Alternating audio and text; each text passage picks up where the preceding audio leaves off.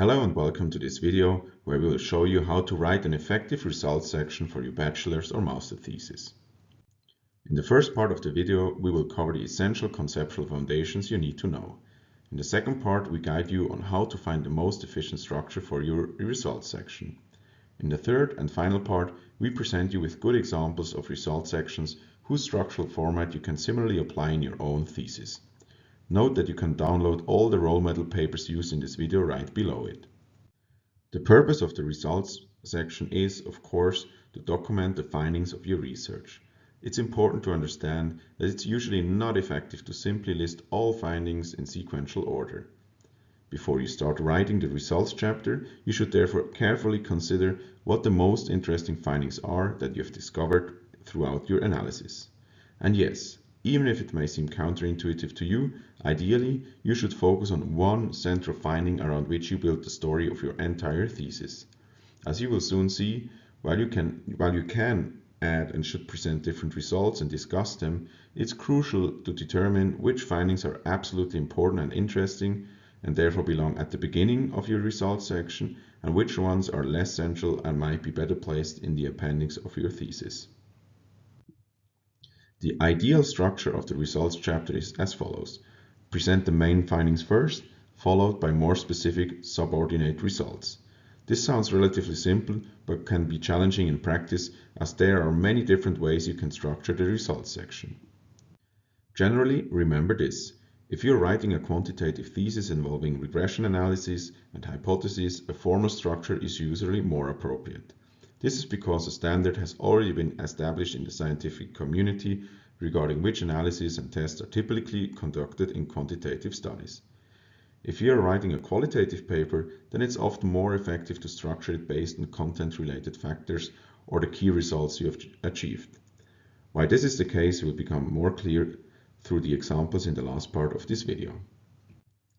As already mentioned, we highly recommend visiting the website vhbonline.org for your results chapter. Select 2 or 3 journals that align with your topic and skim through the results section of recent articles that have ideally applied a similar methodological approach to the one you have employed in your thesis. This approach is super efficient for finding a suitable structure for your results section, regardless of whether you are presenting quantitative or qualitative results. Let's now examine how the authors of our example publication structured their results section. We will focus on 1 quantitative and 2 qualitative examples. The first publication we will discuss is the article from the Journal of Banking and Finance that investigated how the composition of boards in the 50 largest Chinese banks affected their performance and asset quality. Looking at the structure of their results chapter, you will notice that they closely followed the ideal structure we introduced earlier. They have formally organized the chapter beginning with the primary findings and baseline results from their regression analysis. Then they presented specific results for the regional bank sample, banks with varying characteristics, and results for subsets of large and small banks.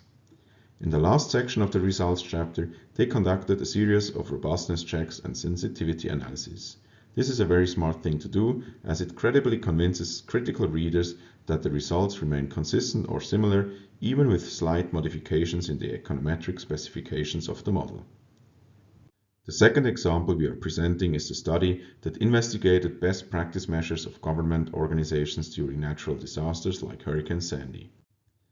Being a qualitative, interview-based study, the authors have organized the results section not in a formal manner, but around their thematic content. Specifically, they categorized their findings into 3 types of practices employed by government organizations during natural disasters. First, organizing practices, second, facilitation practices, and third, supply continuity practices. It's important to note that the authors also use figures and tables to visualize their findings. For instance, one table illustrates the specific statements that support the identified practices, including selected evidence quotes. If you're conducting a qualitative study involving interviews, this is a technique you should consider adopting. The third and final example we will briefly explore is a study examining the crucial elements of artificial intelligence use in the public sector and its impact on operations. Being again a qualitative study, the authors also choose to structure the results chapter thematically and divide it into the following three main sections: technological context, organizational context, and environmental context. Each of these sections includes two identical subchapters, contributing to a clean, systematic structure. Remember that this layout is also in line with the MISI principle introduced in Module 1. In summary, with regard to the results sections, remember the following two key points. First, structure your results chapter based on either formal or content-related criteria, depending on whether your research is quantitative or qualitative. Second, before writing your results chapter, think carefully about what the most significant finding of your research is and present it first. Secondary results can be shown afterwards or placed in the appendix.